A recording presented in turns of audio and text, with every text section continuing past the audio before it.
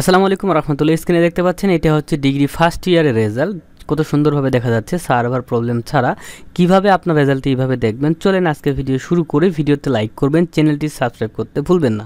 তো সর্বপ্রথম আমরা কি করব, গুগল ক্রোম ব্রাউজারে আসবো। আসার পর এখানে আমাদেরকে টাইপ করতে হবে RESULT রেজাল্ট, তারপরে হচ্ছে আমাদেরকে ডট দিতে হবে nu.ac.bd, ঠিক আছে। এইটা লিখে আমাদেরকে এন্টার করতে হবে। ইন্টার করার সঙ্গে সঙ্গে আপনারা দেখতে পাচ্ছেন যে এইখানে হচ্ছে degree pass first year result 2023 link 1, এখানে ক্লিক করবেন। ক্লিক করার পর দেখতে পাচ্ছেন এরকম ইন্টারফেস চলে আসছে।